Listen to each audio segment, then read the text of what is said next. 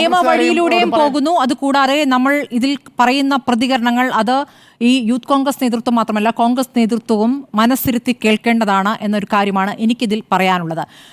ഈ സൈബർ ഇടത്തിലെ ഭാഷ ഉപയോഗിച്ച് സംസാരിക്കേണ്ട അല്ലെങ്കിൽ ചർച്ച ചെയ്യേണ്ട ഒരു ഭാഷാ ദാരിദ്ര്യം നമ്മളെ സംബന്ധിച്ചില്ല.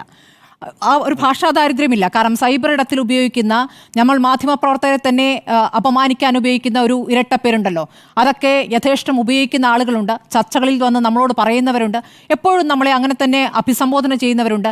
ഞാനൊന്നും ഒരിക്കൽ പോലും ആ വാക്ക് അറിയാതെ പോലും ഞാനത് ഉപയോഗിച്ചിട്ടില്ല. അത് നമ്മൾക്കെതിരെ ആയതുകൊണ്ടല്ല, അങ്ങനെ ഉപയോഗിച്ചുകൂടാ എന്നുള്ളതാണ്. ഏത് രാഷ്ട്രീയ പാർട്ടിയുമായി ബന്ധപ്പെട്ടാണെങ്കിലും അതിൻ്റെതായ ഒരു സംസ്കാരം നിലനിർത്തിക്കൊണ്ട് തന്നെയാണ് നമ്മൾ ചർച്ചകൾ നടത്തിയിട്ടുള്ളത്. ഇവിടെ രോഷപ്രകടനം, അങ്ങോട്ടും ഇങ്ങോട്ടും തർക്കം എല്ലാം ഉണ്ടാകാറുണ്ട്. രാഷ്ട്രീയ നിലപാടുകൾ മുൻനിർത്തി അങ്ങോട്ടും ഇങ്ങോട്ടുള്ള തർക്കം അങ്ങേയറ്റം വലിയ വാഗ്വാദത്തിലേക്കൊക്കെ പോയിട്ടുണ്ട്. പക്ഷേ മോശം വാക്ക് അത് വന്നിട്ടില്ല എന്നുള്ളതാണ് എനിക്ക് അത്ഭുതം തോന്നിയ കാര്യം. ഇത് ഈ സൈബർ ഇടത്തിൽ ഒരു മേധാവിത്വം സ്വീകരിച്ചുകൊണ്ട് ഒരു സംഘം അങ്ങ് പ്രവർത്തിക്കുകയാണ്.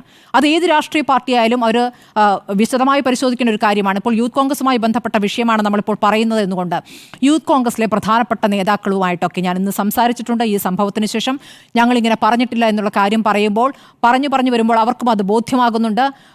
ഈ തരത്തിൽ ഓഫീസിലേക്ക് ഇങ്ങനെ ഒരു പ്രകടനം നടത്തരുത് എന്ന് നിർദ്ദേശം നൽകിയിട്ടുണ്ട് എന്ന് വരെ നേതാക്കൾ പറയുകയാണ്. അതിനുശേഷം ഈ പ്രകടനം നടക്കുന്നു.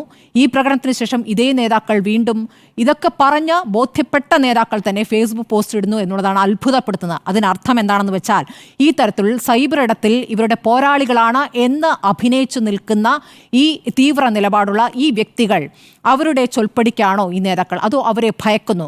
അവരാണ് നിങ്ങൾക്ക് ഈ ജനപിന്തുണ നേടിത്തരുന്നത് എന്നൊരു തെറ്റായ ധാരണ നിങ്ങൾക്കുണ്ടെങ്കിൽ അത് ഇപ്പോൾ തന്നെ മാറ്റുക എന്നാണ് എനിക്ക് പറയാനുള്ളത്.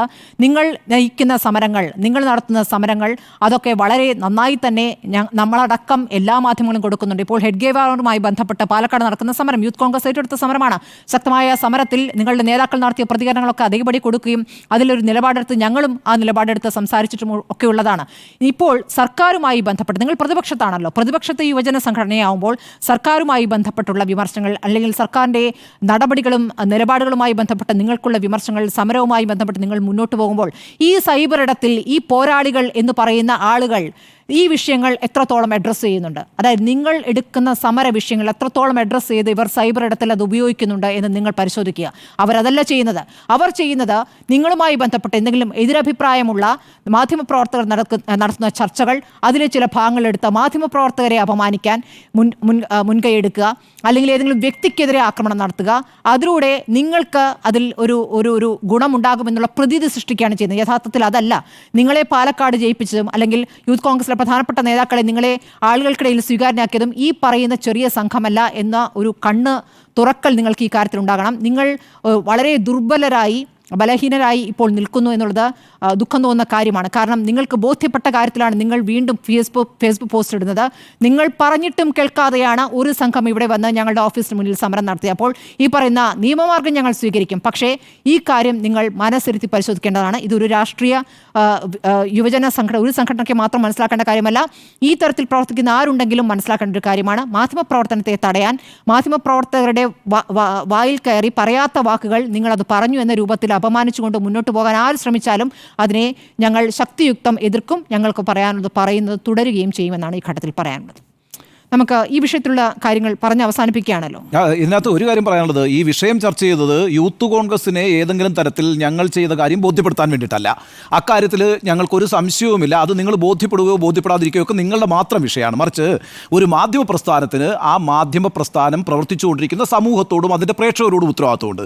ആ പ്രേക്ഷകർ ഏതെങ്കിലും തരത്തിലുള്ള തെറ്റിദ്ധാരണയിൽ പെട്ടുപോകരുത് എന്നുള്ളത് കൊണ്ടാണ് ഈ വിഷയം വ്യക്തമാക്കാൻ വേണ്ടിയിട്ട് ഇത്രയും സമയം ഞങ്ങൾ ചെലവഴിച്ചത്. അല്ലാതെ യൂത്ത് കോൺഗ്രസിനെ ശരിയായ വഴിക്ക് നയിക്കുക എന്നുള്ളതൊന്നും റിപ്പോർട്ടർ ടിവിയുടെയോ കേരളത്തിലെ ഏതെങ്കിലും ഒരു മാധ്യമ പ്രസ്ഥാനത്തിൻ്റെയോ ചുമതലയായി കാണുന്നില്ല. അവരുടെ രാഷ്ട്രീയവുമായും രാഷ്ട്രീയ പ്രവർത്തനങ്ങളുമായും അവരുടെ ധാരണകളുമായും തെറ്റിദ്ധാരണകളുമായും മുന്നോട്ട് പോയിക്കൊള്ളട്ടെ. പക്ഷേ പ്രിയപ്പെട്ട പ്രേക്ഷകരെ, നിങ്ങൾ മനസ്സിലാക്കേണ്ട ഒരു പ്രധാനപ്പെട്ട കാര്യം, ഏതെങ്കിലും രാഷ്ട്രീയ പ്രസ്ഥാനത്തെയോ ഏതെങ്കിലും രാഷ്ട്രീയ നേതാക്കളെയോ ഏതെങ്കിലും പൊതുസമൂഹത്തിലുള്ള വ്യക്തികളെയോ അപഹസിച്ചുകൊണ്ടോ പരിഹസിച്ചുകൊണ്ടോ ഇരട്ടപ്പേര് വിളിച്ചുകൊണ്ടോ മാധ്യമപ്രവർത്തനം നടത്തുന്ന ആളുകളല്ല കേരളത്തിലെ ഒരു മാധ്യമപ്രവർത്തകനും മാധ്യമപ്രവർത്തകയും എന്ന് പറയാൻ വേണ്ടിയിട്ട് മാത്രമാണ് ഈ സമയം നമ്മൾ അരമണിക്കൂർ ചെലവഴിച്ചത്. ശ്രീ ആന്റോ അഗസ്റ്റിൻ ചേർക്കാനുണ്ടെങ്കിൽ എന്ന് ഒരു കാര്യം പറയാം സ്മൃതി, ഞാൻ പെട്ടെന്ന് അവസാനിപ്പിക്കാം. എന്താണെന്ന് പറഞ്ഞാൽ ഈ കോൺഗ്രസിനെതിരാണ് റിപ്പോർട്ടർ ടി വി എന്ന് വരുത്തി തീർക്കാൻ വേണ്ടി ഒരു സംഘം കുറച്ച് നാളുകളായി ശ്രമിക്കുന്നുണ്ട് എന്നുള്ള കാര്യം അത് പറയുകയാണ്. പക്ഷേ ഒരു കാര്യമുണ്ടല്ലോ, കഴിഞ്ഞ 2024 പിന്നെ ലോക്സഭാ ഇലക്ഷൻ്റെ സമയം 123 ദിവസമാണ് ഇന്ത്യ മുന്നണിക്കും കോൺഗ്രസ് പാർട്ടിക്കും വേണ്ടി മീറ്റ് എഡിറ്റേഴ്സ് ചർച്ച ചെയ്യുന്നുള്ളത്. ഈ കോൺഗ്രസ് നേതാക്കന്മാർ മനസ്സിലാക്കണം. കേരളത്തിലെ ഒരു ചാനലുകളും, ഇന്ത്യയിലെ ഒരു ചാനലുകളും, ഒരു പ്രസ്ഥാനങ്ങളും 279 സീറ്റ് മേടിച്ച് ഇന്ത്യ മുന്നണി അധികാരത്തിൽ വരില്ല എന്ന് പറഞ്ഞ കാലത്ത് 279 സീറ്റ് മേടിച്ച് 280ഓളം സീറ്റിലധികം മേടിച്ച് അധികാരത്തിൽ വരിക എന്ന് പറഞ്ഞ ഏക ചാനൽ റിപ്പോർട്ടർ ടി വിയാണ്. എത്രയോ നാളുകളാണ് നമ്മൾ ചർച്ച ചെയ്തത്. അതൊന്നും കേരളത്തിലെ കോൺഗ്രസ്സുകാരോ യൂത്ത് കോൺഗ്രസ്സുകാരോ കാണാതെ പോകണ്ട എന്നുള്ള കാര്യം കൂടി ഞാനിവിടെ ഓർപ്പിക്കുകയാണ്. കാരണം റിപ്പോർട്ടർ ടി വി കോൺഗ്രസിനെതിരല്ല, റിപ്പോർട്ടർ ടി വി യൂത്ത് കോൺഗ്രസിനെതിരല്ല, റിപ്പോർട്ടർ ടി വി ഒരു പ്രസ്ഥാനങ്ങൾക്കും എതിരല്ല. കാരണം എന്താണ്, ഈ പ്രസ്ഥാനങ്ങളെയും ഈ എല്ലാ സംവിധാനങ്ങളെയും നിലനിർത്തിയാണ് ഇന്ത്യ എന്ന് പറയുന്ന ഈ മഹാരാജ്യം മുന്നോട്ട് പോകുന്നത് എന്നുള്ളത് ഇത് അഭിപ്രായങ്ങളും അഭിപ്രായ വ്യത്യാസങ്ങളും ചേർത്തിട്ട് മാത്രമേ റിപ്പോർട്ടർ ടി വി മുന്നോട്ട് പോകുള്ളൂ. അതുകൊണ്ട് കോൺഗ്രസിനെതിരാണ് എന്ന് ഏതെങ്കിലും ആൾക്കാർ ഒരു ന്യൂനപക്ഷം വരുത്തി തീർക്കാൻ ചിന്തിച്ചു കഴിഞ്ഞാൽ അത് വലിയ രീതിയിലുള്ള പ്രത്യാഘാതം ആ പ്രസ്ഥാനത്തിനും ആ പാർട്ടിക്കുമേ ഉണ്ടാക്കുകയുള്ളൂ എന്നുള്ളത് കൂടി ഞാൻ ഇതിൻ്റെ കൂടെ കൂട്ടിച്ചേർക്കുന്നു. സ്മൃതി, ശരി.